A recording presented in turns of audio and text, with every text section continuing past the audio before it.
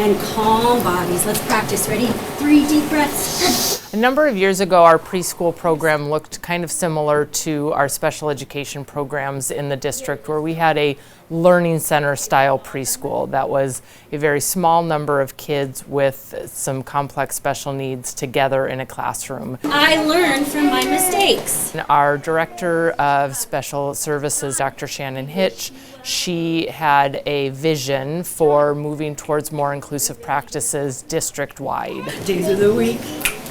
The first step in her vision was that preschool is a really great place to start that work. Well, guess what? If you can cut that part off. Every classroom has 50% students on an IEP and 50% of students who are tuition paying in every classroom.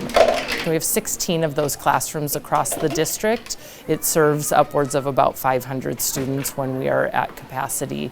Over the years, the conversation in preschool has been that students are most like each other the younger they are, and so why aren't we having this inclusive program where students can learn from each other and be the most similar to their peers? Special ed students learn by having peer models, and then those typically developing students get to be exposed to kids that are different than them, talk differently, learn differently, walk differently.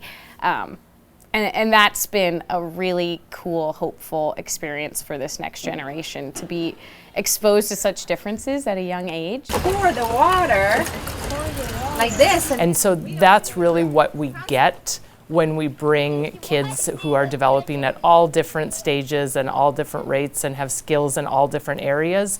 When we bring them all together, we expand the opportunity for kids to really learn from each other and have those models for each other. Different flavors. I don't think the kids noticed at all. I think the kids knew no different. They were happy to be at school and happy to be around peers. It was the adults that had the fear and had the angst, but the actual students knew no different and were excited to be at school and learning with their friends. What we saw was them sitting with their peers in a general education classroom, sitting at circle time, being able to engage in a way that is appropriate for them. And that's something that I think many of us never thought we would see the day when all of our students have a place in the general education classroom in a way that is meaningful for them. And we were really able to see that, which just told us that even though this will be hard work, and even though we won't get it right every single time, big picture, it is the right work to do because it's what's best for our kids.